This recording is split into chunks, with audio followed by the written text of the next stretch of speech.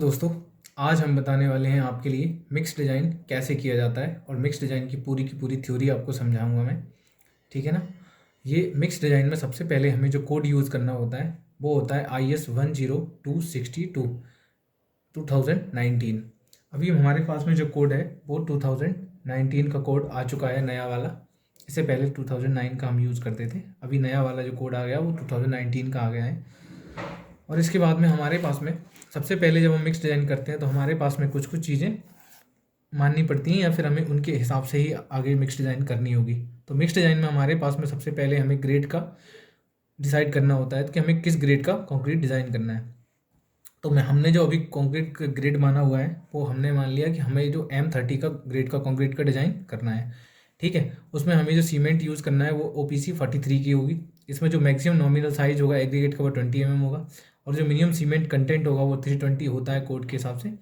और जो हमारे पास में मैक्सिमम सीमेंट कंटेंट होता है वो होता है आपके पास में 450 kg/m²।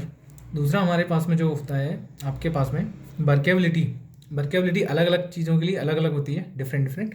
तो मैंने अभी जो मानी हुई है, मैं रिजिड कंक्रीट के हिसाब से मान के चल रहा हूँ इसे पेमेंट में, तो वो 25 से लेकर 50 के बीच में होती है। तो मैं अभी इसके लिए डिज़ाइन कर रहा हूँ 50 mm के लिए, स्लम के लिए। ठीक है। और मेरे पास में जो एक्सपोजर कंडीशन है वो हमारे यहाँ पे मॉडरेट कंडीशन होती है, तो मैं मॉडरेट ही मान लेता हूँ। अलग अलग एक्सपोजर के हिसाब से अलग अलग आप मान सकते हैं। तो मेरे पास में अभी हमने मॉडरेट मान रखी है। दूसरी हमारे पास में डिग्री ऑफ सुपरविजन है तो वो गुड। ठीक है।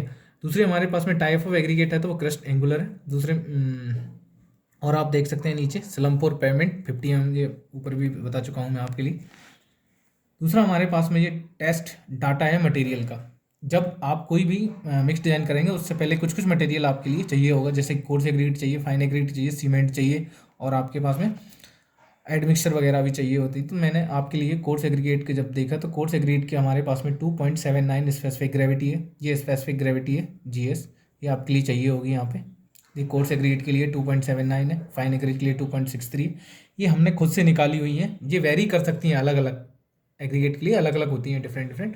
तो हमारा जो एग्रीगेट था उसके लिए हमने जब निकाली थी तो ये आ रही है 2.79 और फाइन एग्रीगेट के लिए हमारे पास में 2.63 आ रही है। दूसरे हमारे पास में वाटर एब्जॉर्प्शन रेशियो, इन्हीं का निकाला हमने, वाटर एब्जॉर्प्शन। तो ये आपके पास में कोर्स एग्रीगेट हमारा वाला जो आ रहा था वो 1.57 के आसपास आ रहा था। अलग भी हो सकता है आपका, थोड़ा ये ज़्यादा है। तो फाइन एग्रीगेट के लिए 0.8 है, 8% आया है हमारा। और जो M सैंड की स्पेसिफिक ग्रेविटी अलग अलग होती है बट हमने निकाली नहीं है, स्टैंडर्ड मान ली थी। ये 2.71 के समथिंग में हमने मान ली थी। स्पेसिफिक ग्रेविटी ऑफ सीमेंट जो होती है वो 3.15 होती है।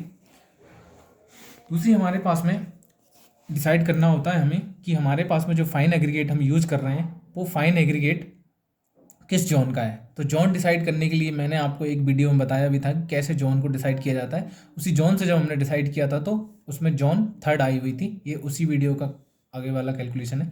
तो जोन 3rd हमारे पास में फाइन एग्रीगेट है। इस जोन 3rd का हम यूज़ आगे होगा, ये टेबल नंबर 3rd में आप टेबल नंबर आगे जाके मैं यूज़ कैसे करना है ये बताऊंगा। तो अब हम शुरू करते हैं। तो शुरू में हमारे पास में यहाँ पे चाहिए होती है, अब आप देख सकते हैं यहाँ पे हमने जो कैरेक्टरिस्टिक स्ट्रेंथ चाहिए वो M30 की चाहिए। तो हमें पहले टारगेट मीन स्ट्रेंथ डिसाइड करनी होती है। टारगेट मीन स्ट्रेंथ के लिए हमारे पास में जो फॉर्मूला होता है वो FCT = FC के प्लस 1.65 इंटू स्टैंडर्ड डेविएशन होता है। ये फॉर्मूला आप कहीं भी कोड में भी देख सकते हैं। ठीक है। अब स्टैंडर्ड डेविएशन के हिसाब से अगर मैं वैल्यू देखूँ स्टैंडर्ड डेविएशन के कोड IS 456 में आप देख सकते हैं, तो ये वैल्यू निकल के जो आती है कोड के हिसाब से वो स्टैंडर्ड डेविएशन की M30 के लिए ये 5 Nm/mm² आती है। ठीक है। इसको जब जैसे ही हम रखेंगे यहाँ पे वैल्यू, तो ये टारगेट मीन स्ट्रेंथ जो वैल्यू आएगी वो हमारे पास में आएगी FCT = 30 + 1.65 इंटू स्टैंडर्ड डेविएशन 5 है हमारा। तो ये हाँ तो दोस्तों ये हमारे पास में टारगेट मीन स्ट्रेंथ आ चुकी है 38.25 Nm/mm²। ये हमें 28 डेज़ के बाद में चाहिए होगी। इसके बाद में हमारे पास में ये सिलेक्शन ऑफ वाटर कंटेंट होगा। सिलेक्शन ऑफ वाटर कंटेंट के लिए हमारे लिए जो कोड यूज़ होगा वही अपना जो कोड है 10262 2019 होगा। उसमें टेबल नंबर 02 में आपको यहाँ से वैल्यू जब निकालेंगे आप, तो आपके पास में 20 mm एग्रीगेट के लिए जो वाटर सीमेंट रेशियो आएगा वो 186 लीटर होगा। ठीक है। ये 50 mm स्लम के लिए ये वैल्यू होगी 186 लीटर। ये आगे पीछे भी होगा, ये वैल्यू घट बढ़ भी सकती है आपकी। तो हमारे पास में जो वैल्यू आ रही है अभी हमारे डिज़ाइन के हिसाब से ये 186 लीटर आई है 50 के लिए। ठीक है, ये वाटर हमारा सीमेंट इसके लिए हमारा जो वाटर कंटेंट आ गया 186 लीटर आ गया। दूसरा हमारे पास में होता है वाटर सीमेंट रेशियो का सिलेक्शन कैसे करना है। तो वाटर सीमेंट रेशियो के सिलेक्शन के लिए हमारे पास में IS 10262 2019 में जो एक ग्राफ दिया होता है, उस ग्राफ से हमें निकालना होता है कि हमारे पास में वाटर सीमेंट रेशियो कितना होगा। तो हमने अब हमारे पास में जो निकल के आया था वो 0.45 आया हुआ था। ठीक है, अब वाटर सीमेंट रेशियो है हमारे पास और वाटर की क्वांटिटी है हमारे पास, तो हम इसी क्वांटिटी की हेल्प से हम क्या निकाल लेंगे, यहाँ पे सीमेंट का कंटेंट निकाल लेंगे। सीमेंट कंटेंट हम निकालने के बाद में तो आपको पता ही है कि वाटर डिवाइड बाय सीमेंट, और ये वाटर सीमेंट रेशियो हमारे पास यहाँ पे है, तो इसकी हेल्प से हमने निकाल लिए सीमेंट कंटेंट। ये आ रही है 413.33 kg पर क्यूबिक मीटर, मतलब 1 क्यूबिक मीटर में हमें इतने किलो सीमेंट चाहिए। इसका जो मैक्सिमम और मिनिमम मैं आपको बता चुका हूँ, तो ये हमारे 450 से कम ही है, तो ये ओके है। ठीक है, दूसरा हमारे पास में अब हम निकालेंगे ये अभी हमारे पास में जो वैल्यू निकल के आई है वो निकल के आई है सीमेंट हमें कितना चाहिए होगा।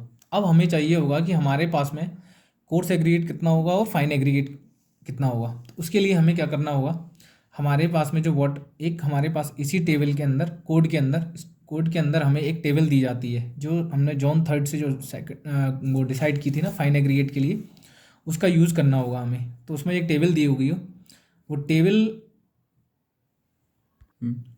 हाँ, तो आप देख सकते हैं ये हमारे पास में एक टेबल बनी हुई है। इसमें आप देख सकते हैं नॉमिनल साइज ऑफ एग्रीगेट लिए 10, 20, 40 और भी इसमें दिए हैं। जॉन 4 है, 3 है, 2 है, 1 है, ये वैल्यूज़ दी गई हैं। तो जॉन 3 हमारा जॉन जो था वो जॉन 3 था। जॉन 3 में जो वैल्यू आ रही है हमारे पास में 20 के लिए आप देख सकते हैं 0.64 आई है। और ये किसके रिस्पेक्ट में है, जो हमारे पास में वाटर सीमेंट रेशियो है वो 0.5 होगा तब। लेकिन हमारा जो वाटर सीमेंट रेशियो है वो एक्चुअल में 0.45 है। तो इस कोड के हिसाब से अगर आप देखें कि अगर आपका वाटर सीमेंट रेशियो 0.45 से अगर कम होता है, अगर आपका वाटर सीमेंट रेशियो 0.45 से अगर कम होगा तो आपको इंक्रीज़ करना होगा प्रोपोर्शन को, और अगर आपके पास में ज़्यादा होगा तो आपको घटाना होगा 0.01 के लिए। तो आपके लिए ये यहाँ से जो निकल के आएगा वो प्रोपोर्शन निकल के आएगा, है ना, कोर्स एग्रीगेट फाइन एग्रीगेट का सबका। तो प्रोपोर्शन में हमें 0.01 को घटाना या बढ़ाना होगा। ठीक है, तो मैं अगर आप देखें यहाँ पे तो मेरे पास में जो वैल्यू है वो 0.45 है, तो ये इससे कम है तो मुझे क्या होगा 0। हाँ, तो आप देख सकते हैं मेरे पास में जो वैल्यू है वो 0.45 है, और एक्चुअल में जो वैल्यू टेबल में दी गई है वो कोड के अंदर वो 0.50 है। अब हमारे पास में आप देख सकते हैं कि इसमें ये वैल्यू क्या है 0.05 कम है, और कोड भी ये कहता है कि आपके 0.05 घटेगा अगर वाटर सीमेंट रेशियो जो एक्चुअल वैल्यू है उससे। तो हमारे लिए जो प्रपोर्शन है ना, वो प्रपोर्शन को हमें 0.01 के साथ में बढ़ाना होगा।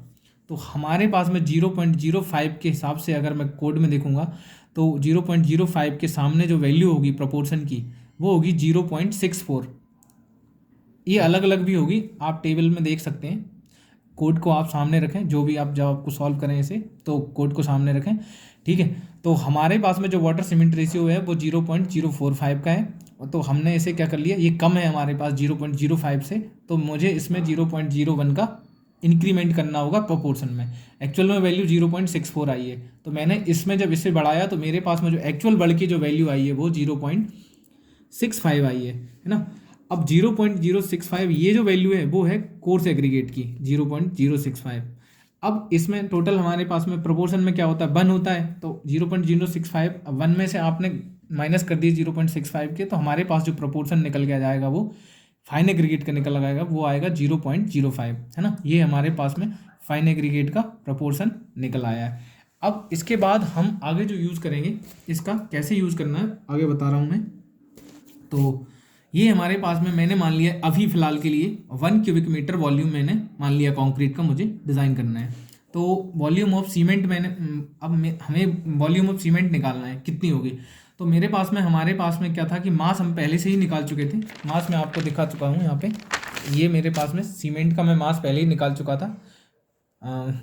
सीमेंट का जो मास आया था वो आया था आपके पास में 413.4।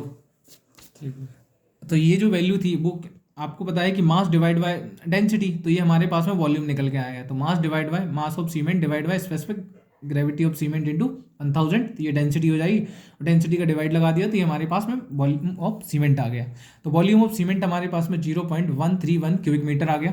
दूसरा हमारे पास में वॉल्यूम ऑफ वाटर आएगा, और वॉल्यूम ऑफ वाटर निकालने के लिए हमारे पास में ऑलरेडी वाटर की क्वांटिटी भी हम पहले से ही निकाल चुके थे। तो हमारे पास में जो वॉल्यूम ऑफ जो वाटर का जो वॉल्यूम आया हुआ था, मास आया था, वो 186 आया था। तो 186 डिवाइड बाय डेंसिटी वाटर की आपको पता ही होती है, 1 से डिवाइड लगा दिया, वो उसका वॉल्यूम ऑफ वाटर आ गया। ये वॉल्यूम ऑफ वाटर आ गया। ये मैंने इसे नाम दिए, सिंबल आप कुछ भी दे सकते हैं, बी सी दिए हैं। टोटल मेरे पास में क्यूबिक मीटर में वॉल्यूम कितना है, मैंने 1 मान रखा है। उसमें से मैंने इन दोनों को माइनस कर दिया, वाटर वॉल्यूम ऑफ सीमेंट और वॉल्यूम ऑफ वाटर के लिए। तो टोटल वॉल्यूम हमारे पास में एग्रीगेट का निकल के आ जाएगा। इन दोनों को ऐड करके मैंने ये माइनस किया, तो ये 0.683 वॉल्यूम ऑफ एग्रीगेट आ गया। ठीक है, अब इसका यूज आगे होगा, ये वॉल्यूम ऑफ एग्रीगेट है।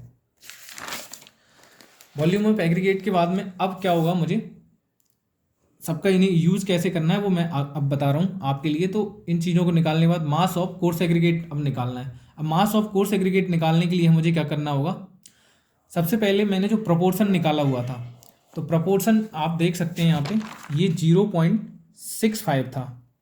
उस प्रोपोर्शन में मुझे इंटू लगाना होगा, किसका, वॉल्यूम ऑफ एग्रीगेट का। ये मैंने वॉल्यूम ऑफ एग्रीगेट 0.683 निकाला हुआ था।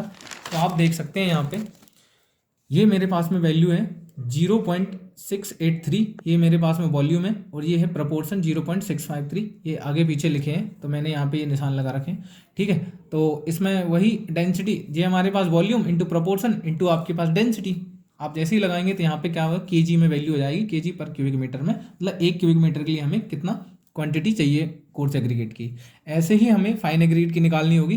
तो ये हमारे पास में प्रोपोर्शन इंटू वॉल्यूम और फिर उनकी डेंसिटी का इंटू लगा देंगे, तो ये हमारे पास में फाइन एग्रीगेट के लिए वैल्यू हो जाएगी। डेंसिटी निकालने के लिए मैं आपको पहले ही बता चुका कि स्पेसिफिक ग्रेविटी का इंटू लगाना होगा उसमें। स्पेसिफिक ग्रेविटी मैं शुरू में आपके लिए बता चुका हूँ पहले ही, कैसे कैसे कहाँ से हमने ली थी। ये हमारे पास में ये वैल्यू आई है, इनको फिर अब हम इन सब चीज़ को, ये हमारे पास में कोर्स एग्रीगेट आ गया, ये फाइन एग्रीगेट आ गया। हम सीमेंट पहले ही निकाल चुके थे 413.34, ये हमारे पास में केजी पर क्यूबिक मीटर में। वाटर हम पहले ही निकाल चुके थे 186 लीटर। दूसरा हमारे पास फाइन एग्रीगेट अभी आप देख चुके हैं 628.8 केजी पर क्यूबिक मीटर। दूसरा हमारे पास कोर्स एग्रीगेट है, ये आया हमारे पास में 1238.30 केजी पर क्यूबिक मीटर। दूसरा हमारे पास में आया है वाटर सीमेंट रेशियो, मैं पहले ही बता चुका था, ये 0.45 है। ये तो आया है 1 क्यूबिक मीटर के लिए। अगर आपके लिए और वॉल्यूम, अब आप जब डिजाइन करेंगे मिक्स डिजाइन, तो आपके पास में ये वॉल्यूम नहीं रहेगा, वॉल्यूम आपके पास में अलग रहेगा। तो मैं कैसे उन्हें उनका यूज़, इस चीज़ का यूज़ कैसे करना है वो मैं आपको बताना चाह रहा हूँ। तो आप देख सकते हैं कि क्यूब जब हम बनाएंगे तो एक हमारे पास में सिंगल क्यूब की साइज़ है, इसका जो वॉल्यूम निकल के आया वो 0.003375 है। अब हमारे पास में 9 क्यूब का निकालना है, या 5 क्यूब का निकालना है, या 6 क्यूब का निकालना है। तो मैं अभी मान के चल रहा हूँ कि मेरे पास में 9 क्यूब मुझे बनाना है, और 9 क्यूब कास्ट करने के लिए मुझे, तो 9 का एक सिंगल जो आपके पास में क्यूब आया उसके वॉल्यूम में मैंने इंटू लगा लिया, जो वैल्यू आएगी वो यहाँ आ जाएगी। ये मेरे पास में जो वॉल्यूम निकल के आएगा वो वेट वॉल्यूम होगा, उसे मुझे ड्राई में कन्वर्ट करना होगा, तो 1.54 का इंटू लगाना होगा। मेरे पास में जो ड्राई वॉल्यूम आएगा जो भी आएगा, आप उस ड्राई वॉल्यूम का, ये जो आपके पास में जो आपने प्रोपोर्शंस निकाले हुए हैं सारे के सारे वैल्यूज़, उनमें इस वॉल्यूम का, ये सब के सब 1 क्यूबिक मीटर के लिए हैं पर क्यूबिक मीटर में। तो आपके लिए ये जो वॉल्यूम ड्राइव आया है उसका इनमें सब में इंटू करना होगा, तो ये सबकी क्वांटिटी अलग अलग निकल के आ जाएंगी। इस वैल्यू का आप यहाँ इंटू लगाएंगे तो ये जो वैल्यू निकल के आएगी सीमेंट की आ जाएगी आपके पास में केजी में। इसी का आप यहाँ लगाएंगे तो ये हमारे पास में वाटर आ जाएगा, इसी में फाइन एग्रीगेट, फिर कोर्स एग्रीगेट, और ये हमारे पास में चारों की चारों वैल्यू आ जाएंगी। ये आपके पास में हमने अभी कोई भी सुपर प्लास्टिसाइजर ऐड नहीं किया था इसमें, ना ही कोई एडमिक्सचर ऐड किया है इसमें। तो आपके लिए ये हमारे पास में सिंपल नॉर्मल वाला जो कंक्रीट था उसको हमने यूज़ किया था इसमें, है ना। तो अगर आप सुपर प्लास्टिसाइजर ऐड कर देंगे तो वाटर सीमेंट रेशियो चेंज हो जाता है, क्योंकि सुपर प्लास्टिसाइजर जब ऐड करते हैं या प्लास्टिसाइजर ऐड करते हैं तो हमारे पास में जो वाटर की जो क्वांटिटी है वो कम हो जाती है ना, और जो हमारी वर्केबिलिटी है वो बढ़ जाती है। तो हमने तो नॉर्मल के लिए किया है, तो आप अपने हिसाब से उसको देख लेना, ठीक है। हाँ, तो ये जैसे ही ये कंप्लीट होगा, इसके बाद में इसका अगला जो हिस्सा होगा बनाने का, कास्ट किस तरीके से करना है, ये हम अगली वीडियो में आपके लिए बताएंगे।